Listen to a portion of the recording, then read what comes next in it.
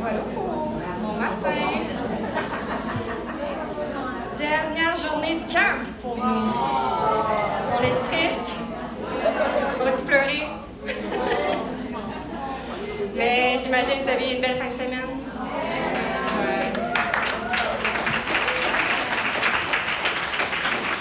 Pour celles qui ne me connaissent pas, je m'appelle Elisabeth Aubu.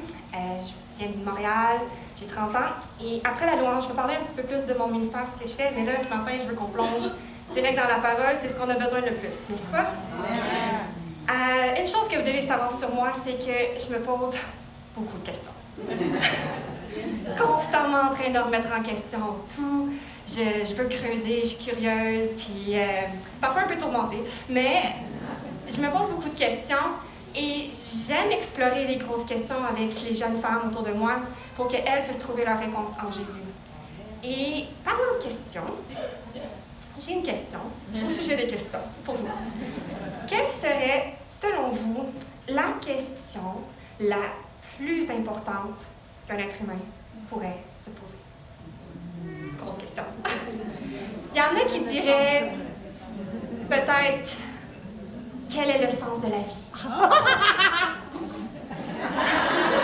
y en a qui se posent cette question. D'autres pourraient dire, comment est-ce qu'on peut trouver le bonheur dans ce monde? T'sais? Où est le bonheur? Comment on y arrive? T'sais? Ou qu'est-ce qui se passe après la mort? C'est une très bonne question. Très bonne question. Notre passage aujourd'hui va explorer une question très importante et ses implications. On va lire ensemble dans Marc 8, 27 et 28. Puis on va découvrir un peu encore dans la même file d'idées qui est le roi souffrant, pourquoi il est venu, comment le suivre. OK? Fait que tournez avec moi dans Marc 8, 27 à 38. Je l'ai ici. Oh, attends, faut que je l'aie là. J'ai toujours le même. All right. Verset 27 à 38.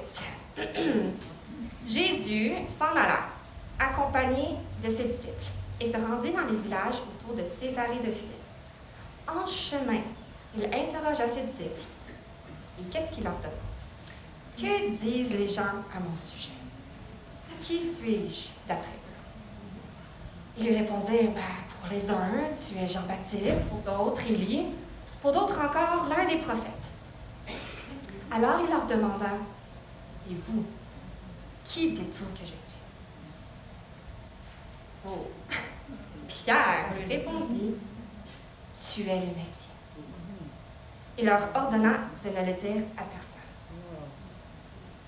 Et il commença à leur enseigner que le Fils de l'homme devait beaucoup souffrir, être rejeté par les responsables du peuple, les chefs des prêtres et les spécialistes de la loi.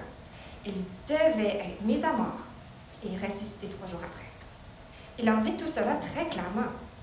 Alors Pierre le prit à part et se mit à lui faire des reproches. Mais Jésus se retourna, regarda ses disciples et reprit Pierre sévèrement. « Arrière, Satan!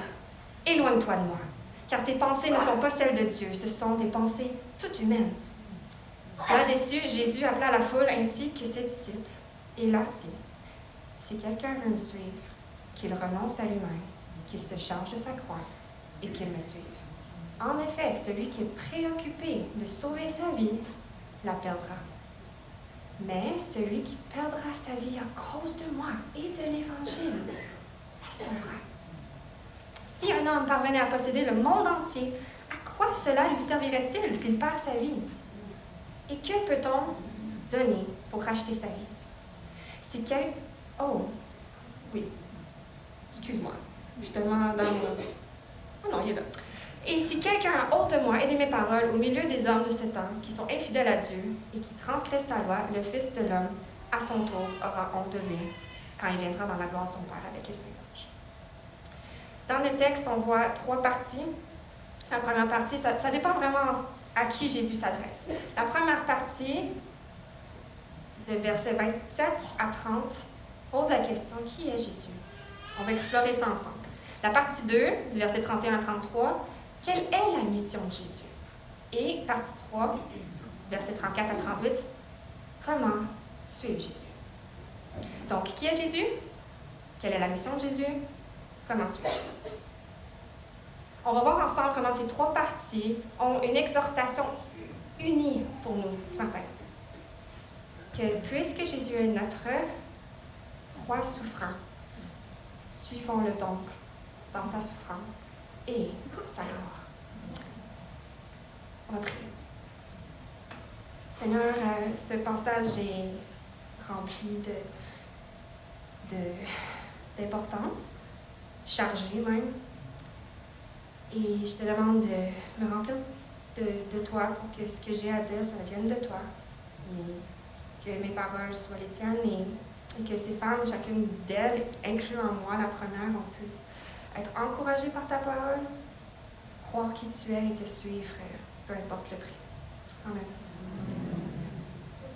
Alors, on va regarder le premier bloc ensemble. Ici, Jésus est en train de marcher avec ses disciples, il est seul avec eux, et il leur pose une question. Que disent les gens à mon sujet? Qui suis-je d'après eux? Répète. Qui?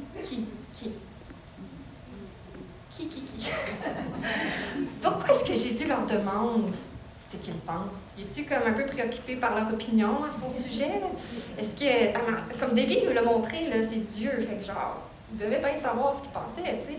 Pourquoi il leur demande ce qu'ils pensent? Ben, je remarque que Jésus, dans son ministère, il pose beaucoup de questions. J'ai fait une petite liste, puis voici 5 questions, par exemple, qu'il a déjà posées à des gens. Pourquoi avez-vous si peur? Ça, c'en est une. Ou, croyez-vous que je peux faire cela? Ou, m'aimes-tu? Ou, veux-tu être guéri? Ou, vous ne comprenez pas? Jésus semble utiliser souvent des questions. Il amène les gens à réfléchir. Ici, ça dit même, il interrogea ses disciples. C'est quasiment une forme de test. Évaluer leur réponse. Qu'est-ce qu'ils vont répondre?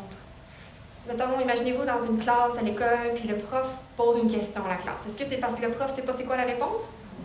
Puis il confus, dit, mais les élèves, aidez-moi, je ne sais pas c'est quoi la réponse. Ou est-ce que c'est plutôt qu'il veut challenger les élèves pour qu'eux, ils sachent si eux, ils savent, qu'eux, ils connaissent la réponse?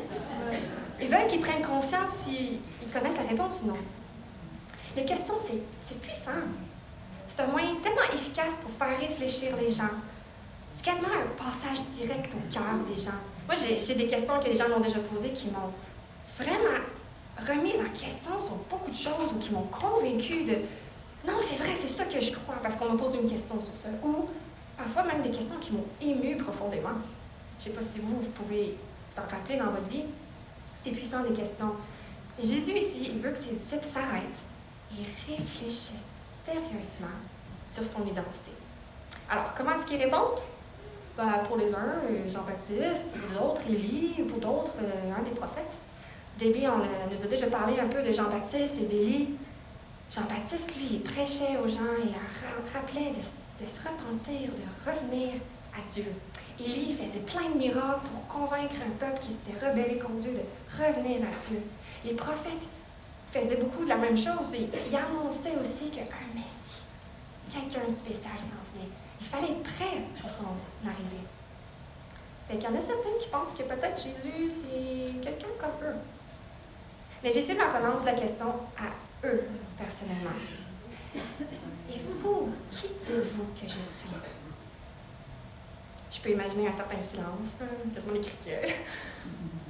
Tu sais, quand le prof pose la question, quelqu'un donne une réponse, puis le prof n'a pas signalé encore si c'était la bonne ou bonne réponse, puis il dit « Puis toi, qu'est-ce que t'en penses, toi? » Oh! Qui va oser se prononcer? Ben, Pierre. Hein? Notre cher Pierre, qui a toujours de quoi dire. Et qu'est-ce qu'il répond? Il dit « Tu es le Messie. » Pierre n'a pas de doctorat en théologie, lui. C'est pas un grand théologien, c'est un homme de pêche, bien simple. Mais il attendait le Messie qui avait été annoncé. Et Pierre était témoin de plusieurs choses assez particulières. Il était témoin qu'avec Jésus, les aveugles voient, les boiteux y marchent, les lépreux sont purifiés, les sourds entendent, les morts ressuscitent, puis on l'a vu hier. La bonne nouvelle est annoncée aux pauvres. Il a vu tout ça. Il a compris. Il a cru. Il était convaincu que Jésus il est plus qu'un prophète. Il est celui que les prophètes annonçaient. Et d'après vous, qui est Jésus? Qui est-il selon toi? Selon toi?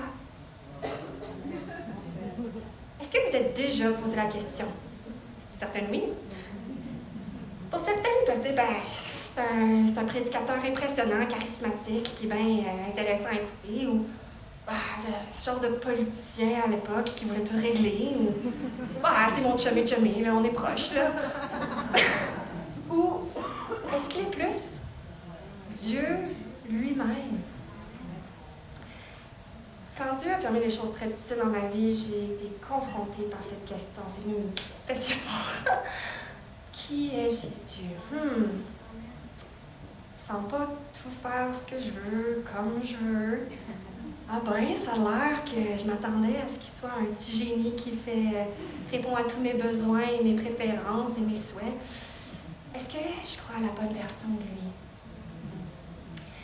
Toutes les questions que Dieu pose aux humains sont importantes, mais j'ose croire que celle-ci est la question la plus cruciale qu'un être humain pourrait se poser. Qui est Jésus? En lumière de ça, j'ai 2 défis pour vous. La première, c'est que vous vous posez sérieusement cette question aujourd'hui. Prenez le temps pour y réfléchir. Peut-être profiter d'une dernière balade au camp dans la forêt ou sur le lac ou sur la route ou chez vous en rentrant le soir. C'est une question importante. Et mon deuxième défi, c'est que puisque les questions sont un outil tellement utile, que Jésus lui-même a beaucoup utilisé, pourquoi ne pas s'en servir aussi? Si vous enseignez l'école du dimanche, ou peut-être vos propres enfants, ou peut-être vous accompagnez une jeune ado, pourquoi pas lui poser cette question-là, qui pourrait peut-être changer leur vie? Donc, mon défi, c'est que vous posez ces questions à au moins une personne dans la prochaine semaine. Peut-être que ce sera la conversation la plus importante que cette personne-là aura. On voit ici que rien n'est plus important pour Jésus que nous réfléchissions à qui il est et qu'est-ce que ça implique. Ça termine ici ce bloc-là avec un verset un peu énigmatique par contre. Vous avez remarqué? Il leur ordonna de ne le dire à personne. Pourquoi? Comment? Jésus, c'était le Messie qui va tout régler. Tu vas vraiment garder ça pour toi? C'est ce qu'on appelle le secret messianique. Quelque chose de très fort dans Marc, c'est ce secret que parfois Jésus, après avoir guéri ou après avoir fait un exorcisme ou un certain miracle, il va demander aux gens de ne pas annoncer son identité largement ou ses miracles pour l'instant. On l'a vu hier, après la résurrection de la fille de Jairus, il a demandé qu'on n'en parle pas. Pourquoi? Il y a 2 raisons que les commentateurs vont suggérer. La première, c'est que c'est une question de timing. Que l'annonce qu'il est le Messie allait déclencher plusieurs choses. Et ce n'était pas encore le temps. Mais il va y avoir un moment où le secret messianique va être levé. Quand Jésus a révélé publiquement devant le Sanhédrin qu'il était, oui, en effet, le Fils de Dieu, le Messie, qu'est-ce que ça a fait? Ça a provoqué sa crucifixion. Il fallait que certains éléments de sa mission soient complétés en premier, avant que ses disciples annoncent largement son identité. Il fallait sa mort, il fallait sa résurrection, il fallait l'arrivée du Saint-Esprit. Il y avait une autre raison, c'est qu'il y avait un risque que les gens comprennent mal sa définition de Messie. Les gens s'attendaient à un genre de conquérant qui renverserait la domination romaine. Les gens ne s'attendaient pas à un Messie comme Jésus.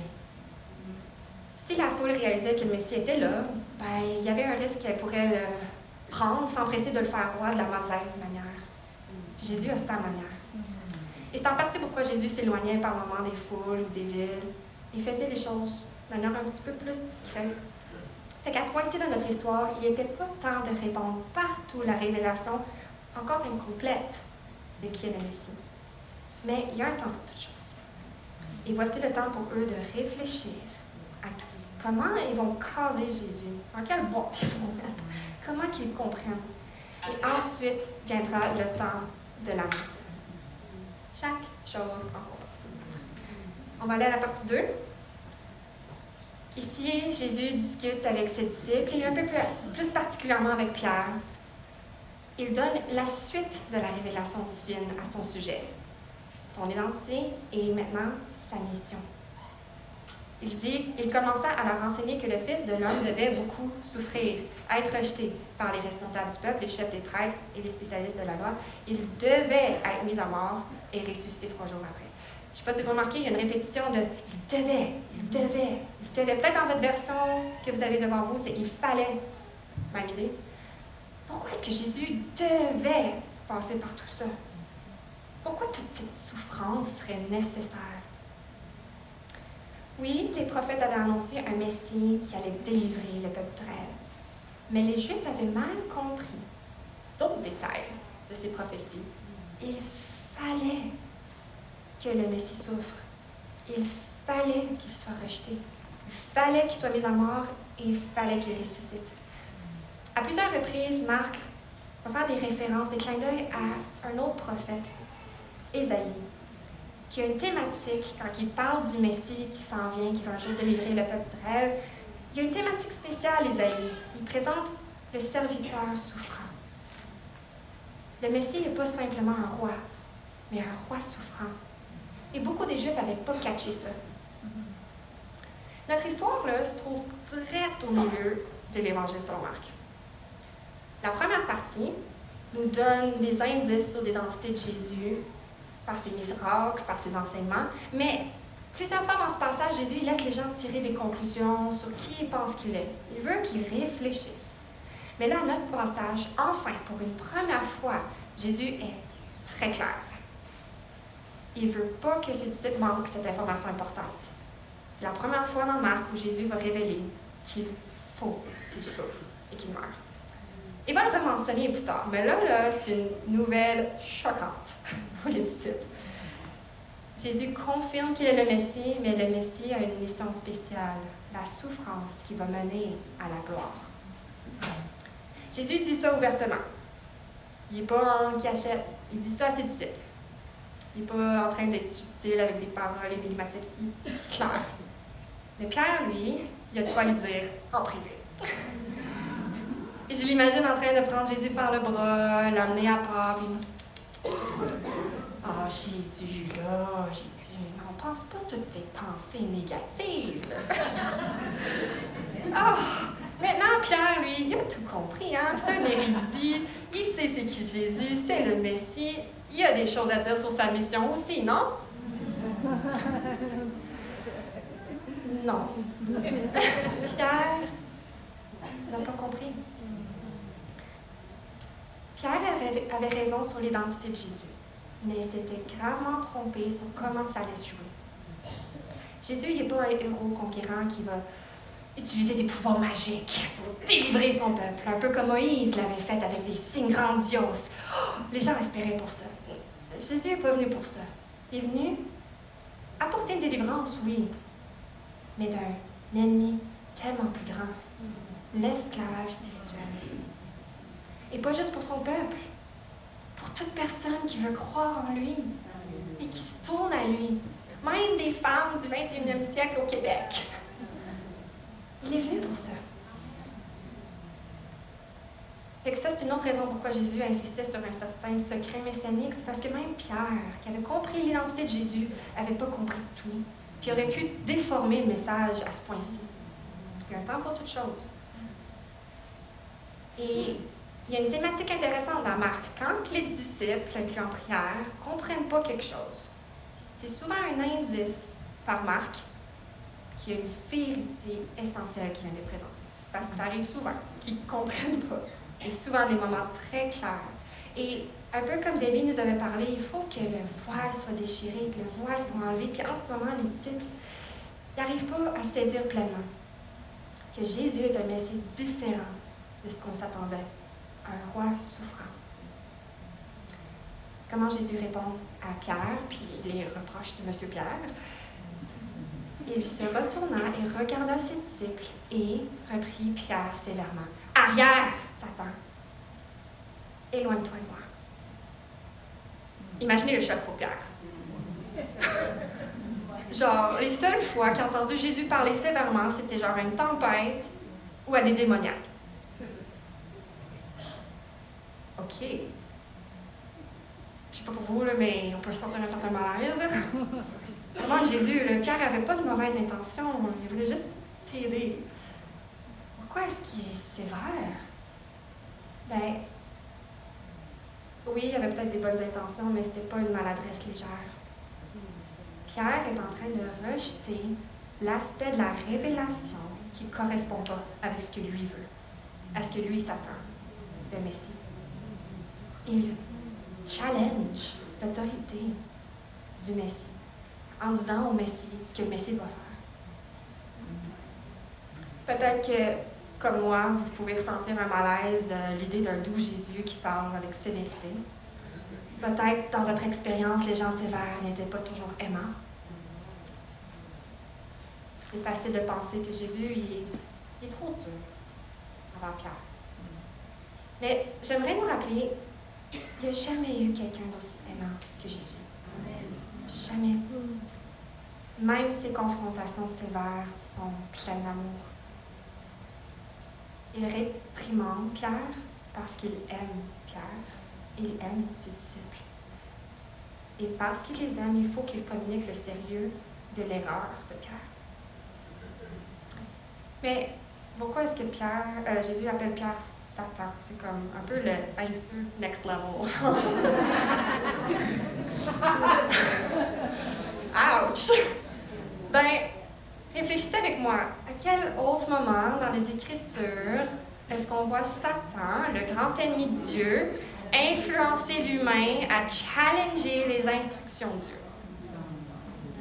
Moi, je pense, dans le Jardin d'Éden, au tout début, les premiers humains qui ont été influencés par Satan à commettre le premier péché. Satan a toujours la même tactique, hein? Il va questionner les paroles de Dieu. Dieu dit qu'il est bon, mais non, Dieu il est moins bon qu'il dit qu'il est. Ou le péché, c'est moins grave que Dieu dit qu'il est. Ou le ciel, le paradis, c'est moins attirant que Dieu dit qu'il est. L'enfer, c'est moins repoussant que ce que Dieu dit. C'est lui. Il challenge l'autorité de celui qui définit le bien et le mal. Tu peux être indépendant de Dieu. Toi, décide ce qui est bon et mal. Fais à ta tête. Suis ton cœur. Mais la définition de Dieu au sujet du Messie est plus vaste que ce que les disciples réalisaient. C'est précisément dans la souffrance que Dieu va apporter la délivrance. Amen. Sans l'évangile complet, qui inclut mort, résurrection de Jésus, on est foutu spirituellement. Puis, si ça ne fait pas notre affaire, on suit les pensées humaines manipulées par Satan. Jésus doit être très clair pour Pierre et ses disciples. Puis il veut rendre ça clair pour nous aussi. Jésus nous appelle à nous soumettre à sa version, à lui, de son identité et la mission qui en découle. Il y a quelques années, j'ai vécu une déception amoureuse assez importante. Et honnêtement, je pensais que Dieu me trahissait. Je le disais pas ouvertement, mais c'était le feeling que j'avais. Je croyais au mensonge de l'ennemi que Dieu n'est pas aussi bon qu'il prétend être. Je croyais que Dieu devait agir dans ma vie par une sorte de prospérité romantique. C'est faux. Dieu m'a jamais promis ça. En fait, il m'a promis que ça allait pas être facile la vie. Jésus, il n'est pas le roi du petit royaume piteux que moi j'essaie de construire. Il est le roi sauveur de mon âme pour m'amener dans son royaume glorieux. Et ce salut, ça vient et ça passe par la mort et la résurrection de Jésus. Il n'y a pas d'autre façon. Ça passe par la souffrance. Et vous, mes chères sœurs, quelles sont vos attentes envers Jésus? Est-ce qu'on vient à lui avec une longue liste d'épicerie de tout ce qu'on veut qu'il fasse pour nous, puis nos petites préférences, nos besoins qu'il faut qu'il comble à la mesure près? Et parfois, c'est des besoins légitimes. Je ne veux pas signifier que ce n'est pas. Mais est-ce que c'est l'approche qu'on a envers lui? Nos attentes, c'est que Voici Jésus, check, ok, t'as fait numéro 1, numéro 2, ah, il manque encore numéro 3. Parfois, on s'invente une image de Dieu pour mieux se conformer à ce que nous, on veut. Ah, moi, là, mon Dieu, jamais il empêcherait quelqu'un à vivre le bonheur en aimant qui il veut, que ce soit un non-croyant ou quelqu'un du même sexe. Dieu veut que tu sois heureux. C'est une version de Dieu parfois qu'on se crée. Ou un autre exemple pourrait être ah, Dieu ne va jamais condamner quelqu'un parce qu'il ne croit pas en lui. C'est pas de leur faute. En plus, les chrétiens sont tellement hypocrites. Ah, mon Dieu, là, il fait pas ça. Ah oui? On se base sur quoi? Sur quoi est-ce qu'on se base pour définir Dieu et sa mission? Est-ce que c'est des pensées humaines ou des pensées de Dieu? Notre vision de Jésus peut être limitée, embrouillée même. Et on a aussi besoin, comme les disciples, qu'un voile se lève et qu'on voit le vrai Jésus comme il est, comme il se révèle à nous. Ici, Jésus vient d'exposer son plan de match, ce qu'il attend. Il va souffrir et il doit souffrir. Il explique ensuite à la foule, pas juste ses disciples, là c'est partie 3, il invite la foule devant lui. Et il va leur expliquer que s'ils veulent de lui comme leur Messie, ils devront aussi suivre un chemin qui implique une sorte de souffrance.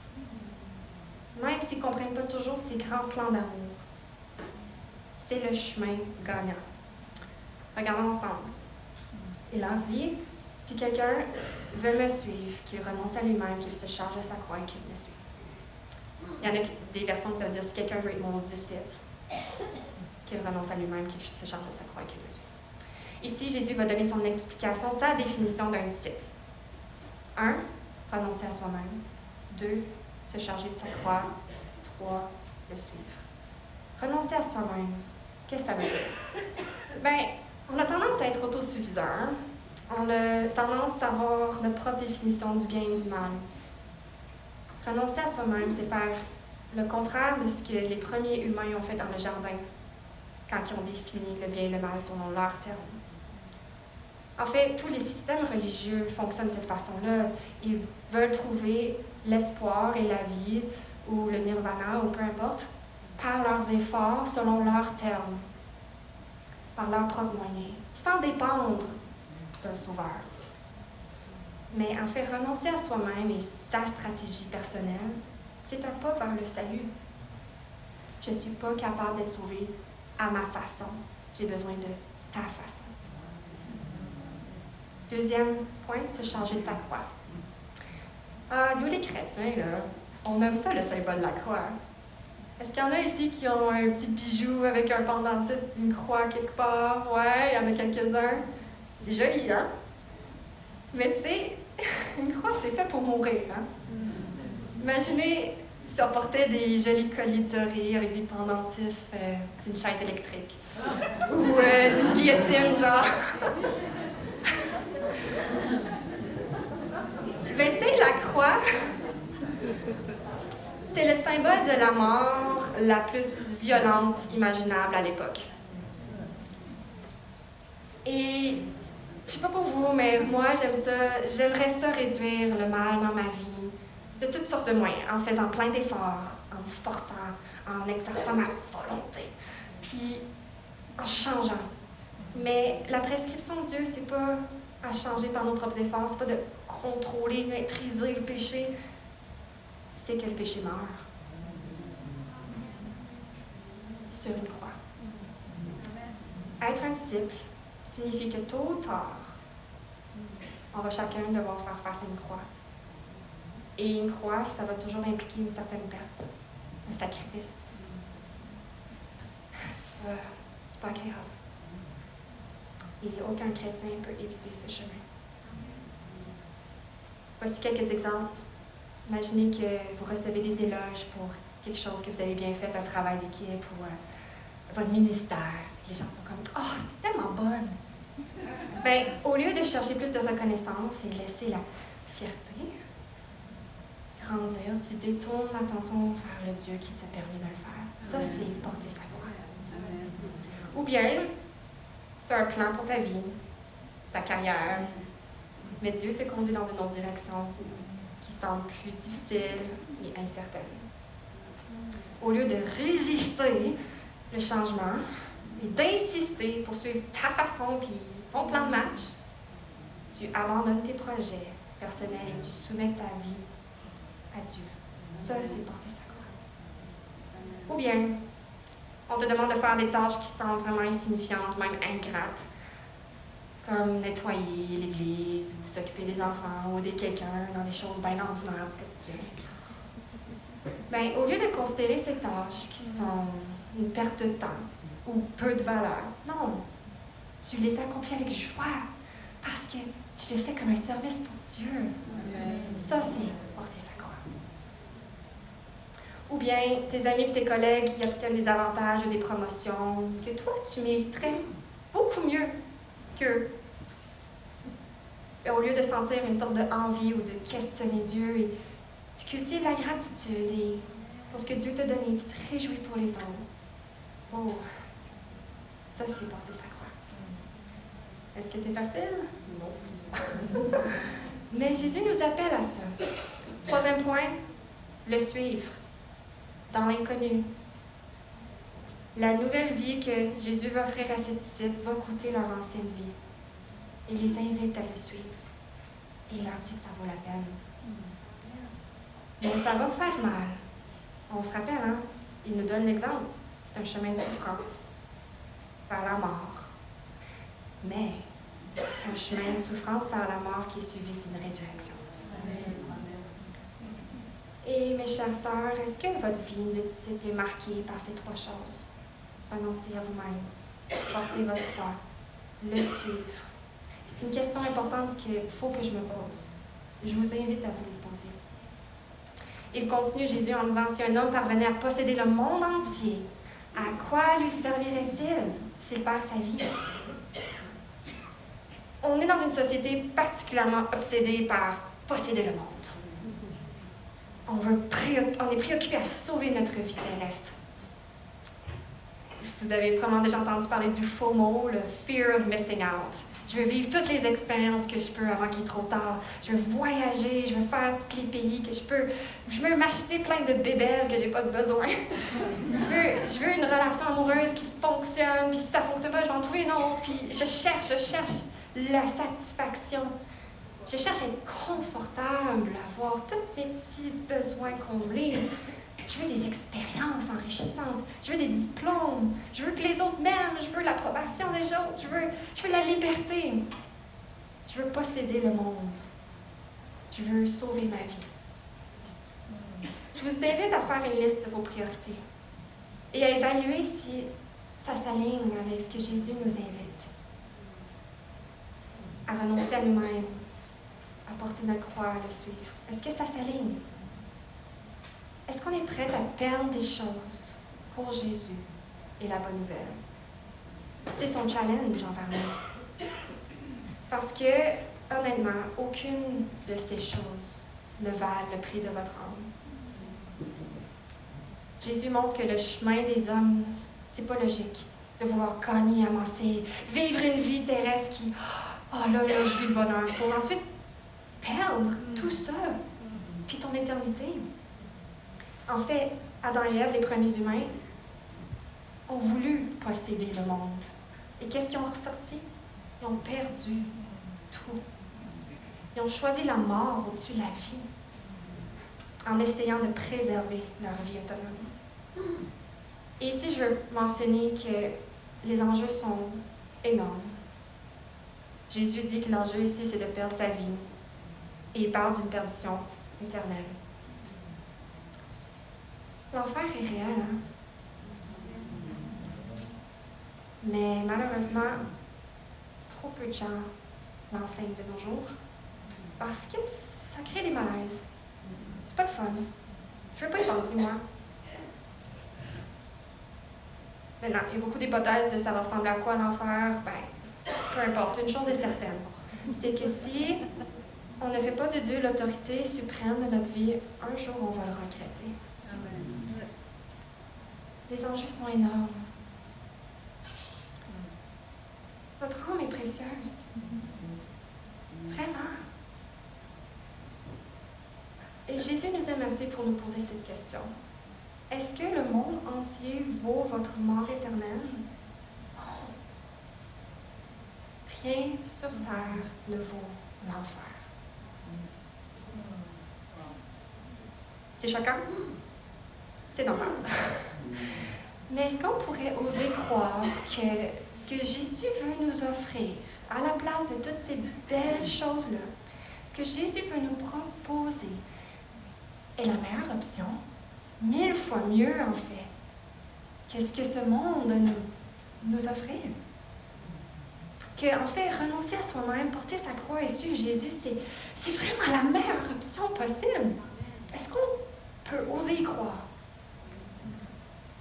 Il y a quelques années, après avoir perdu la relation heureuse que je voulais en raison de mes convictions bibliques, j'ai été invitée à un mariage. Et à ce mariage-là, j'ai recroisé une amie que j'aimais tellement, mais qui avait quitté la foi. Pourquoi? En raison d'une relation avec quelqu'un qui ne partageait pas la foi. Et on jasait et on est clairement sur deux chemins différents. Et en prenant de ces nouvelles, c'est vous qu'est-ce qu'elle me dit? Elle me dit « Oh, Élie, je suis tellement heureuse. » Moi, à ce moment-là, j'étais sur le bord des larmes parce que moi, ma vie, je venais de perdre celui que j'aimais. Et aux yeux du monde, j'étais vraiment une loser. Toutes mes amies étaient en couple, puis vivent le bonheur, puis moi, je suis là toute seule à ma table, pendant que tout le monde danse, puis seule. Ouais, je me sentais vraiment perdante. Mais je me suis rappelé que c'est comme ça que je me sens dans cette fenêtre de temps-là. Mais en perspective de l'éternité, c'est pas moi la perdante. En fait, je suis gagnante. C'est une illusion que je suis perdante. En fait, que vaut le bonheur d'une relation romantique au prix de mon éternité? Si je sabote ma relation avec Dieu, je voulais pas ça. Moi, j'y tiens tellement à Dieu. Puis oui, ça me fait mal, ça me crève le cœur, mais dans la balance, je suis tellement gagnante. Et ensuite, j'ai été tellement bouleversée pour ma chère amie qui est en train de jeter son éternité pour le prix de quelques années de plaisir terrestre. Au long terme, c'est elle qui va être perdante. Jésus nous dit qu'après sa résurrection, il va revenir. Et puis ça va être glorieux. On ne va jamais rien voir de même. Ça va être incroyable. Ça, c'est la chose à ne pas perdre. Il va être entouré d'une armée d'anges et il va être d'une splendeur inimaginable. Sa gloire va venir à sa façon, en son temps. Mais en premier, Jésus se révèle comme le roi souffrant, avec des petits aperçus de sa gloire. Et un jour, il va révéler comme le roi glorieux avec des marques de souffrance sur son corps. La souffrance et la gloire ensemble. C'est ce qui nous appelle à vivre aussi. Ici, Jésus avertit Pierre et ses disciples que s'ils ne corrigent pas leurs pensées, ils vont avoir honte de Jésus un jour. Et s'ils ne se repentent pas, Jésus aura honte d'eux à son retour avec les saints anges. Mais si vous connaissez la fin de l'histoire, vous savez que Pierre, en effet, a eu honte de Jésus à un moment donné. Au moment où Jésus est en train d'accomplir ce qu'il prédisait, qu'il allait mourir, qu'il allait être rejeté, qu'il allait souffrir, Pierre a renié Jésus 3 fois. Il a renié le Messie qu'il venait de proclamer. Puis pas seulement Pierre, hein? Les disciples, eux, ont tous abandonné Jésus. Ils avaient une vision myope, on dirait, de la situation. Ils pensaient que, comme les gens du royaume de l'ennemi, ils avaient besoin que leurs yeux s'ouvrent. Mais on sait que l'histoire de Pierre et des disciples ne termine pas comme ça. En fait, il ne termine même pas avec la honte de Jésus en retour. Comment ça? Ça termine avec la grâce. Et pourquoi? C'est parce que la prédiction de Jésus est devenue réelle, parce qu'en effet, il a vécu la vie parfaite que Pierre ne pouvait pas vivre. et il ne pourrait jamais réussir à vivre. Et pas seulement qu'il a vécu la vie parfaite, il est aussi mort la mort que Pierre devait subir à sa place. Et pas juste resté mort, il est revenu à la vie. Après avoir subi la honte qu'il a pris sur lui, il est revenu en gloire et il a tendu le pardon à Pierre. Et Pierre s'est repenti et a accepté le pardon. Et ça peut être possible pour nous aussi. Une restauration est possible. Même, on voit Pierre, plus tard, il écrit une épître, une lettre. Et qu'est-ce qu'il dit? Il dit, « Le Seigneur ne tarde pas dans l'accomplissement de la promesse, comme certains le pensent. Au contraire, il fait preuve de patience envers nous, voulant qu'aucun ne périsse, mais que tous parviennent à la repentance. » Et on sait qu'à la fin de la vie de Pierre, ça se produit. Et ça peut être notre cas aussi. La repentance et la foi, ça fait toute la différence. La repentance, ça signifie un changement de pensée. Remplacer notre pensée humaine avec les pensées de Dieu. Avant, je pensais que le péché, c'était agréable. Maintenant, je pense plus de même. Avant, je pensais que le monde qui nous entoure, c'est attirant, c'est fun. J'ai changé mon avis. Avant, je pensais que la vie du chrétien, c'est misérable. Je pense plus de même. Avant, je pensais que certaines choses du monde, c'est génial. Je pense plus de même. Avant, je pensais que certaines choses de Dieu, c'est plate. Maintenant, je les vois comme précieuses. Ce changement de pensée, c'est ça la repentance. C'est de rejeter l'opinion du diable et accepter l'opinion de Dieu pour notre vie. Alors, en conclusion, quelle est votre opinion de Jésus? S'il est bien le Messie, le Seigneur du monde, est-ce que vous avez choisi d'être son disciple, de le suivre, de renoncer à vous-même, de porter votre croix, de le suivre? Si oui, soyez encouragés, vraiment. Parce que même si vous perdez votre vie et que vous résignez volontairement, pleine confiance à la volonté de Dieu, pour la cause de Christ et de l'Évangile, vous êtes gagnante. Vous allez gagner l'éternité. Et vous allez passer l'éternité avec l'être le plus glorieux, le plus merveilleux, le plus admirable de l'univers. Wow! Si vous êtes un disciple de nom, vous portez l'étiquette de chrétienne. Vous vivez une vie bien religieuse, mais vous êtes tiède. Je voudrais vous dire, faites attention. Suivre Jésus, ça ne vous a rien coûté. Vous avez peut-être une fausse version de lui. Si vous êtes préoccupé à préserver votre confort, votre petite courte vie terrestre, rappelez-vous que toutes vos priorités un jour vont mourir, vont pourrir. Chaque diplôme, chaque titre, chaque achat, chaque gloire de la part des humains ne vaudront rien dans l'éternité. Je vous encourage, vivez pour ce qui est éternel, vivez pour celui qui est mort pour vous, qui vous aime, qui donne un sens à la vie.